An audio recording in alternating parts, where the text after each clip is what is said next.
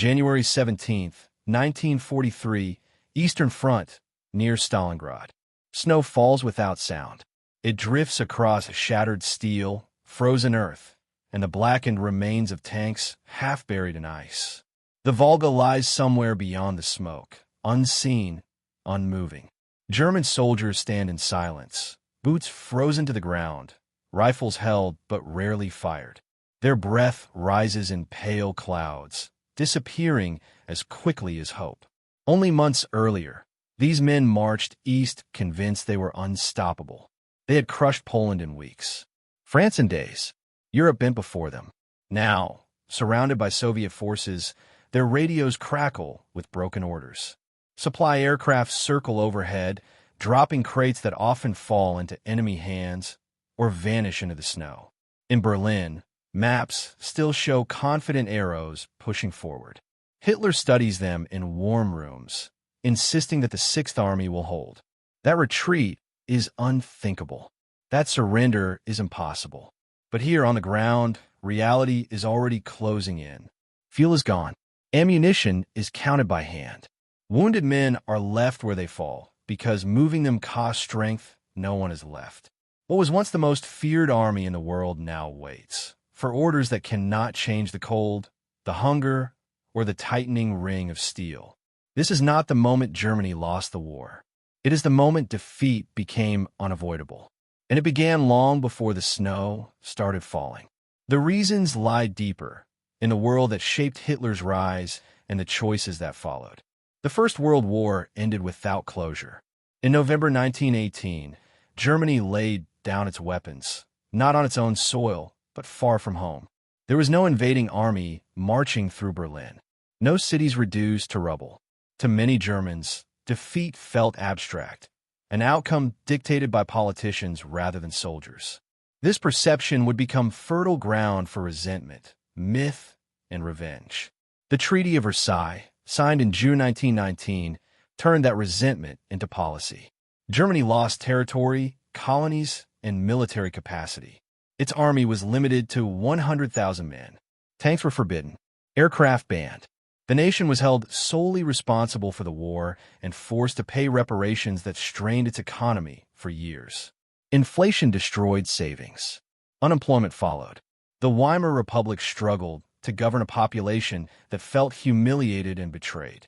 Adolf Hitler emerged from this chaos not as a military genius, but as a political opportunist shaped by grievance. A former corporal, he spoke the language of anger fluently. He promised restoration, order, pride. His rise through the National Socialist German Workers' Party in the 1920s coincided with economic despair and fear of communism spreading from the East. When Hitler became chancellor in January 1933, Germany was not yet a military power, but it was a nation ready to believe again. Rearmament began almost immediately, in open violation of Versailles. At first, it was cautious training disguised as police exercises, aircraft labeled as civilian. Then, emboldened by international hesitation, it accelerated. By 1935, Germany openly reintroduced conscription. The Luftwaffe was unveiled. The Wehrmacht expanded at a pace unseen since 1914. No one stopped it. Britain and France, haunted by memories of the last war, chose negotiation over confrontation. The remilitarization of the Rhineland in 1936 was a gamble that paid off. German troops crossed into territory they were forbidden to enter. French forces outnumbered them and could have intervened. They did not. Hitler later admitted that if France had moved, German forces would have withdrawn immediately. Each success reinforced a dangerous lesson. In March 1938, Austria was annexed without a shot fired. The Anschluss was greeted by cheering crowds and international protest without consequence. Later that year, Hitler demanded the Sudetenland from Czechoslovakia. At Munich, Britain and France agreed, believing territorial concessions could preserve peace. Germany gained strategic ground and industrial resources without firing a bullet. By 1939, Hitler's confidence was no longer cautious. It was absolute. When German forces invaded Poland on September 1, 1939, the world finally responded. Britain and France declared war, but the response was slow, uncertain, and restrained. On the battlefield, Germany's new way of war, blitzkrieg, delivered results no one had anticipated. Fast-moving armored divisions, coordinated with dive bombers and motorized infantry, shattered Polish defenses in weeks. The campaign became proof in Hitler's mind that speed and aggression could overcome any enemy. The same method was used again in the spring of 1940, this time against Western Europe. Denmark and Norway fell, then Belgium and the Netherlands. France, considered Europe's strongest military power, collapsed in just 6 weeks. Paris was occupied. The French government surrendered. The German army stood on the Atlantic coast, victorious beyond expectation. These were not small victories. They reshaped strategic thinking inside the Third Reich. Traditional military caution gave way to belief. Hitler began to see himself not merely as a political leader, but as a commander with instincts superior to his generals. Dissent was increasingly dismissed as weakness. Professional advice was tolerated only when it aligned with his intuition. By the summer of 1940, Germany dominated continental Europe. Yet beneath this dominance lay unresolved realities. Britain had not surrendered. Its navy still controlled the seas. Its air force, battered but intact, would soon repel the Luftwaffe in the skies above England. And beyond Europe, industrial giants, the United States and the Soviet Union, remained outside the conflict, watching and calculating. Hitler interpreted restraint as fear, delay as indecision. Each unchecked move convinced him that opponents lacked the will to stop him.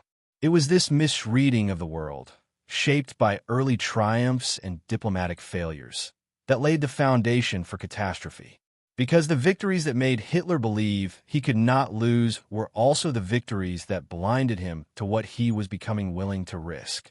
And as Germany reached the height of its power, the strategic environment around it was quietly turning against it. By the end of 1940, Germany appeared invincible on every map that mattered. From the Arctic Circle to the Pyrenees, German forces either occupied or dominated Europe. Axis allies controlled the Balkans. Italy stood at Germany's side. Vichy France removed the Western threat that had haunted Berlin since 1914. For the first time in modern history, no major land power on the continent could directly challenge the Reich. Yet power on paper concealed fragility beneath. Germany's economy was not designed for a long war. Unlike Britain, which had reorganized its empire around global supply lines, or the United States, which possessed vast natural resources, Germany depended on speed. Its military doctrine assumed short, decisive campaigns that would end before shortages mattered. Oil, rubber, and certain metals had to be imported or synthetically produced at great cost. Even at the height of victory, Germany was already rationing. The Battle of Britain, fought between July and October 1940, marked the first time this fragility became visible. Hitler expected air superiority to force British surrender. When the Luftwaffe failed to destroy the Royal Air Force, the invasion plans were quietly shelved. Britain remained in the war, not defeated, not invaded, and increasingly. The United States was not yet at war, but it was no longer neutral in practice. Lend-Lease shipments began flowing to Britain and later to the Soviet Union. American shipyards produced vessels at a pace Germany could not match. Aircraft rolled off assembly lines in numbers that made attrition a losing equation. Germany had built a powerful army. Its enemies were building systems. Hitler's strategic problem was now irreversible. He faced Britain in the west, the Soviet Union in the east, and American industry reinforcing both.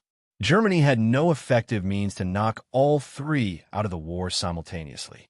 Each year the conflict continued. The balance tilted further away from Berlin. Yet the internal structure of decision-making only tightened. Hitler's centralized command, increasingly bypassing the general staff. Operational flexibility declined. Generals who suggested withdrawal or consolidation were dismissed or ignored. Orders hardened into absolutes. No retreat, no surrender, no concession. This rigidity collided with reality on a scale Germany had never faced. By early 1941, the war was no longer a series of campaigns. It was a test of endurance, production, and adaptability. In these areas, Germany was fundamentally outmatched. The illusion of power remained strong in speeches and propaganda. But beneath it, the foundation was cracking. And those cracks would widen when ideology, leadership, and human cost began pulling the war in opposing directions. In the early years of the war, Hitler relied heavily on professional soldiers. Men like Walther von Brauchitsch, Franz Halder, and Erich von Manstein planned operations using traditional military logic, encirclement, maneuver, and calculated risk. Hitler approved their plans, then claimed their success as validation of his instincts. Victory altered that relationship. By 1941, Hitler no longer saw himself as a political leader directing generals. He saw himself as Germany's supreme military mind. Decisions once debated became decrees. Objections were interpreted as disloyalty. The Führerprinzip, absolute authority, moved from ideology into battlefield command. This shift mattered most when situations deteriorated. During the advance into the Soviet Union, German armies moved faster than their supply lines. Fuel shortages appeared. Infantry lagged behind armor. Generals requested operational pauses to consolidate. Hitler refused. He believed momentum itself was a weapon and that hesitation invited collapse. As the front widened, he began issuing direct orders to field commanders from distant headquarters, overriding local realities. Entire armies were forbidden to withdraw even when encirclement was imminent.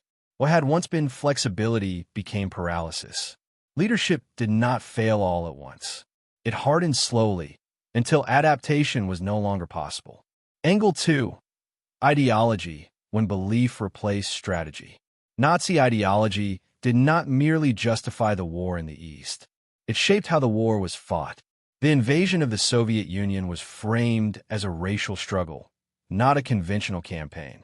Slavic populations were viewed as inferior, Soviet soldiers as expendable, civilian infrastructure as unnecessary. This worldview encouraged brutality over pragmatism. Potential allies were treated as enemies. In Ukraine, the Baltics, and parts of Russia, initial German advances were met with resentment towards Stalin's regime. There was an opportunity, brief and fragile, to exploit local opposition. Instead, mass executions, forced labor, and starvation policies turned populations into resistance networks. Partisan warfare expanded rapidly. Rail lines were sabotaged. Supply convoys attacked. German troops were diverted from the front to conduct security operations that consumed manpower and morale. Ideology also distorted intelligence. Reports that contradicted Hitler's assumptions were dismissed. Soviet resilience was interpreted as deception. When the Red Army reformed and counterattacked, it was seen not as strength, but as desperation, until it was too late. The belief in racial superiority led directly to strategic blindness. Angle 3.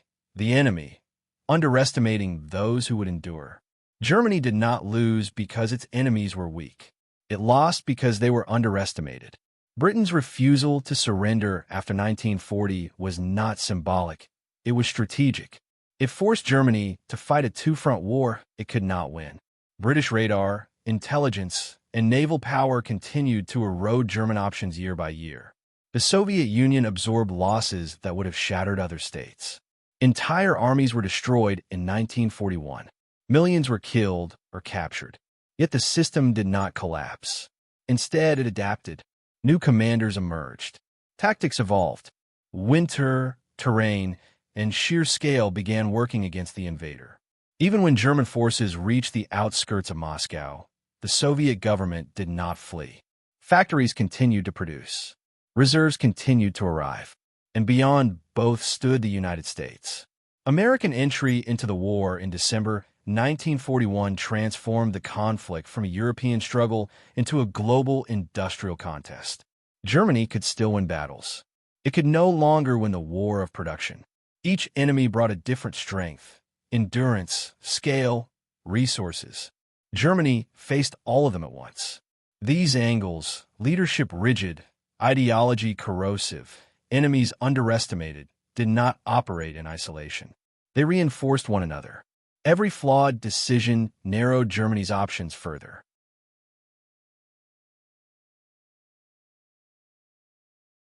World War II, with some of the most advanced weapons on the battlefield. Its tanks were fast and well-coordinated. Its aircraft were modern.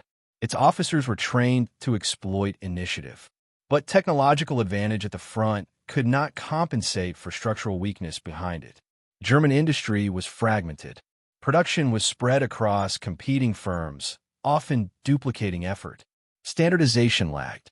While the Allies simplified designs to maximize output, Germany pursued complexity. Tanks became heavier and more sophisticated, but also harder to repair and slower to produce. The Tiger tank symbolized this contradiction. It was formidable in combat, capable of destroying enemy armor at long range. But it consumed vast resources, broke down frequently, and required skilled crews Germany could not replace. Allied tanks were not individually superior, but they arrived in overwhelming numbers. Aircraft production followed a similar pattern. Germany built advanced fighters, but too few of them. Pilot training shortened as losses mounted. Fuel shortages grounded aircraft that could not be flown even when available. The war became one of attrition. Germany was not prepared to lose. Angle 5. Manpower, when victory consumed its own army. Early German campaigns relied on speed, surprise, and professionalism. Casualties were relatively low. The Wehrmacht appeared unstoppable because it had not yet been tested beyond its limits. The Eastern Front changed everything. By 1942, Germany was bleeding experienced soldiers faster than it could replace them. Veterans were killed or wounded. New recruits received less training. Older men and teenagers filled the ranks. Units were kept in combat long after exhaustion set in. The decision to hold ground at all costs magnified losses. Encircled formations were ordered to stand fast instead of withdrawing. Entire armies vanished. The psychological impact of such orders spread quickly. Soldiers learned that survival depended not on skill or courage, but on decisions made far away. Morale eroded quietly. Letters home changed in tone. Confidence gave way to resignation. Faith in leadership weakened as promises of relief went unfulfilled. Discipline remained, but belief did not. Angle 6. Moral and psychological collapse. War without meaning. As the war turned against Germany, its purpose became harder to justify even to those fighting it. In 1939, soldiers believed they were defending the nation. In 1940, they believed they were winning. By 1943, many fought simply because retreat was forbidden and surrender criminalized. Fear replaced conviction. At home, Allied bombing brought the war to German cities. Hamburg, Cologne, and later Berlin were engulfed in firestorms. Civilians endured destruction once inflicted only on others. The promise of protection, central to the regime's legitimacy, was broken. Yet propaganda continued to insist on inevitable victory. This dissonance deepened fatigue. Trust dissolved.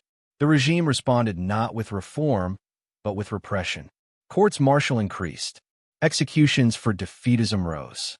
Control tightened as reality slipped away. Germany did not collapse from a single blow. It unraveled. Technology that could not be sustained. Soldiers who could not be replaced. A population asked to endure without believing. These forces worked silently, day after day, wearing down the capacity to fight. By the time decisive battles arrived, Germany was already weakened beyond repair.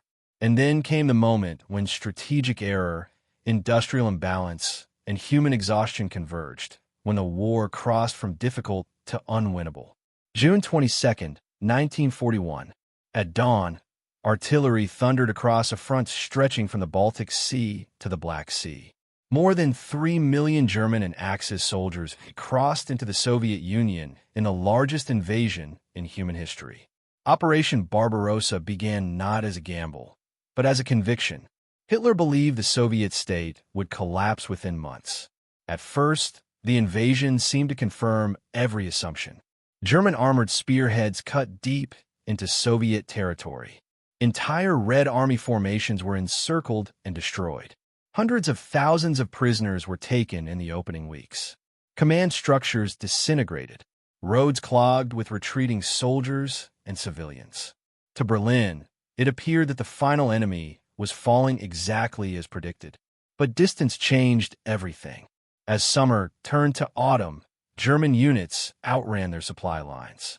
Railways had to be converted to European gauge. Fuel deliveries fell behind. Trucks broke down on primitive roads. Infantry marched on foot across endless terrain. Each kilometer gained cost more than the last. Commanders on the ground requested pauses. Hitler refused.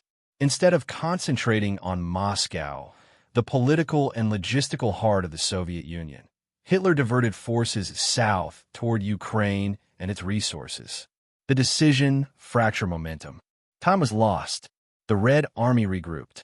When German forces resumed their push toward Moscow in October, rain turned roads into mud. Vehicles sank axle-deep. Then winter arrived early and without mercy. Temperatures plunged below -30 degrees Celsius. German troops lacked winter clothing. Weapons froze. Engines failed. Frostbite claimed thousands before a shot was fired. Soviet forces, better equipped and reinforced by fresh divisions from Siberia, counterattacked. The advance stalled within sight of the Kremlin. For the first time, German armies were not merely delayed. They were pushed back. The myth of invincibility cracked. Yet Hitler did not adjust. He ordered no retreat. Units held exposed positions at enormous cost. The winter of 1941 to 1942 destroyed entire formations, not through defeat, but through endurance. Still, Germany was not finished. In 1942, Hitler sought to reclaim initiative with a new offensive in the south. The target was oil, at Stalingrad and beyond. If Germany could seize the Caucasus, it could fuel its war and cripple the Soviet economy. Once again, ambition exceeded capacity. The drive towards Stalingrad stretched German lines thin. Urban fighting consumed manpower and ammunition. What began as a symbolic objective turned into a fixation. Street by street, building by building, German forces fought for a city already reduced to rubble. Meanwhile, Soviet forces massed on the flanks. In November 1942, Operation Uranus encircled the German Sixth Army. Over 250,000 men were trapped. Generals urged breakout. Hitler forbade it. He promised resupply by air, a logistical impossibility. Winter closed in again. Starvation, cold, and constant attack reduced the Sixth Army to fragments. On February 2, 1943, the remaining German forces in Stalingrad surrendered. It was the largest capitulation in German military history. The defeat echoed far beyond the battlefield. Allies lost faith. Enemies gained confidence. Germany lost not just an army, but the belief that victory could still be forced. Yet the war did not end. Germany still possessed strength, still held territory, still produced weapons. But the initiative was gone. From this point forward, Germany would react rather than decide. And the next confrontation would prove that even reaction was no longer enough. After Stalingrad, the war entered a new phase. Germany could no longer dictate where or when major battles would be fought. Its armies were still dangerous, still capable of inflicting heavy losses, but the strategic rhythm had shifted. The Red Army was learning. The Allies were coordinating, and Germany was being forced to respond on multiple fronts at once. The final attempt to regain control came in the summer of 1943. Operation Citadel, the attack on the Kursk salient, was conceived as a decisive blow. German planners hoped to encircle Soviet forces in a massive pincer movement, restoring momentum in the east. The concentration of armored units was unprecedented. New weapons were deployed, including improved Panthers and Tigers. But the Soviets knew it was coming. Months of preparation transformed Kursk into the most heavily defended battlefield of the war. Minefields stretched for kilometers.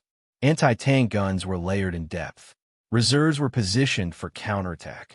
German intelligence failed to grasp the scale of the defense. When the offensive began in July 1943, German forces advanced slowly. Every kilometer was contested. Losses mounted. Mechanical failures reduced operational strength before combat even began. The promised breakthrough never came. After weeks of fighting, Hitler called off the operation to deal with Allied landings in Sicily. It was the last major German offensive in the East. From that moment on, the Red Army advanced westward almost continuously. Soviet forces refined deep battle tactics, combining armor, artillery, and infantry in coordinated assaults. German units were pushed back, not by chaos, but by methodical pressure. Meanwhile, the Western Front was reopening. In June 1944, Allied forces landed in Normandy. The invasion succeeded not because of surprise alone, but because Germany lacked the resources to repel it. Aircraft were scarce. Fuel was limited. Command was divided. Hitler's insistence on holding coastal positions delayed effective counterattacks.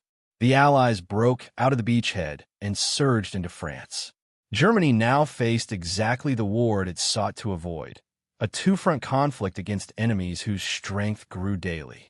Bombing campaigns intensified, crippling transportation and industry. Rail networks collapsed. Fuel shortages paralyzed armored units that still existed on paper. Inside Germany, the strain was visible. Cities burned. Civilians fled. Refugees crowded roads already clogged with retreating soldiers. The distinction between front line and home front vanished. The regime responded with stricter controls and harsher penalties, but coercion could not replace capacity. By 1945, the German army fought defensive battles on every front. In the West, Allied forces crossed the Rhine. In the East, Soviet armies pushed toward Berlin. Germany's allies had fallen away. Italy surrendered. Romania and Hungary collapsed or switched sides. Hitler withdrew from reality. He issued orders to units that no longer existed.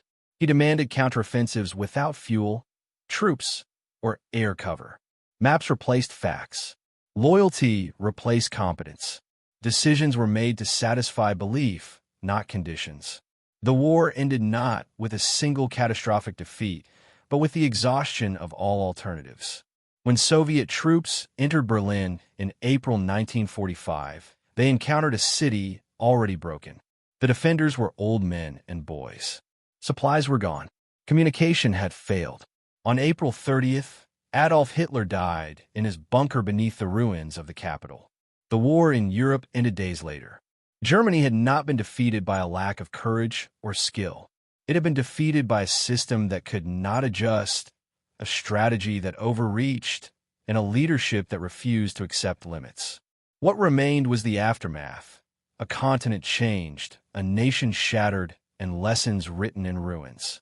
By the spring of 1945, Germany no longer resembled the nation that had marched confidently into war 6 years earlier.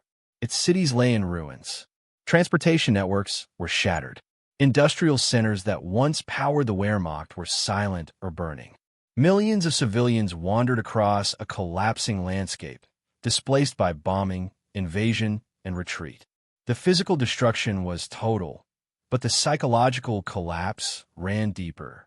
The human cost was staggering.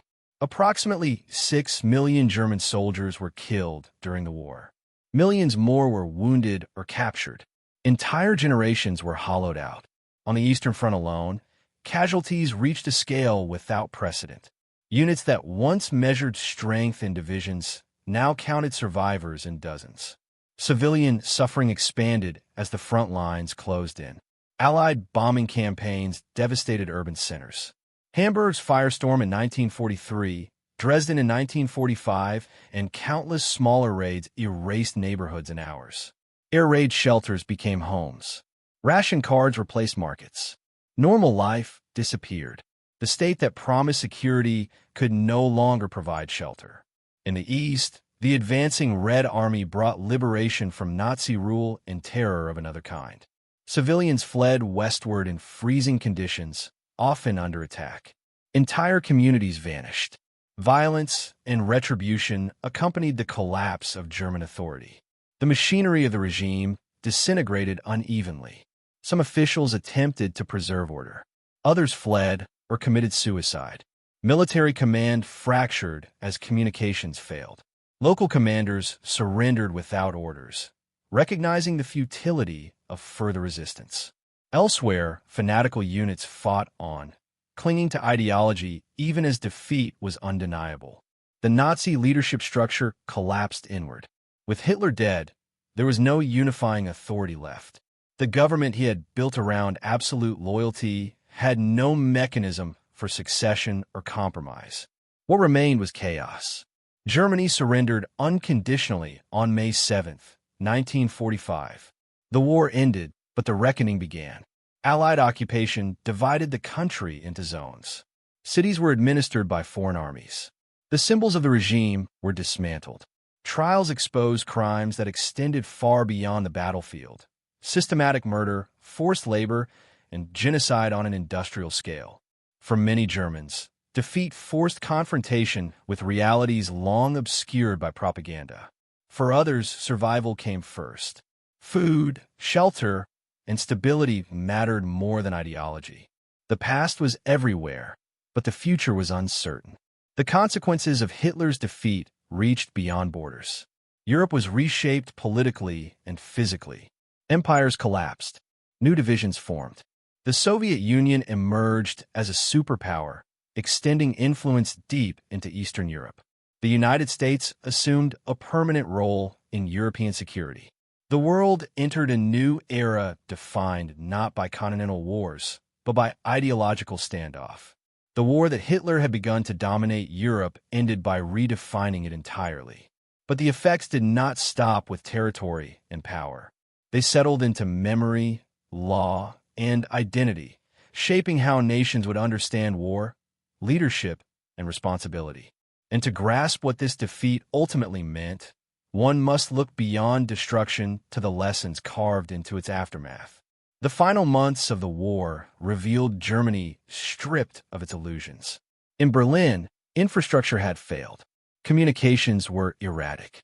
The answer lay not in a single battle, but in the convergence of errors: leadership rigidity, ideological extremism, logistical overreach, and misjudgment of opponents. Stalingrad, Kursk, Normandy. Each decisive encounter reflected systemic weaknesses already in place long before the first gun fired. Germany's defeat was both immediate and inevitable. By May 1945, the continent bore the marks: borders redrawn, cities leveled, populations displaced. The war ended on maps and in treaties, but its lessons endured in memory, law, and global politics. Hitler's ambitions, once so vast and terrifying, had collapsed under their own weight. Proof that no strategy, no matter how brilliant in theory, can survive flawed assumptions and human limits. And from this aftermath, history demanded reflection, not only on the events themselves, but on the forces, decisions, and ideologies that allowed them to unfold. History rarely delivers lessons gently. In the case of Hitler's Germany, the collapse was catastrophic, yet instructive. Victory and defeat are often measured in territory, numbers, or treaties, but the real determinants lie deeper: in human judgment, adaptability, and the ability to confront reality without illusion. Hitler lost not simply because enemies fought back. He lost because his victories had made him blind. Early triumphs created overconfidence. Ideology replaced strategy. Leadership centralized to a single mind incapable of accepting limits.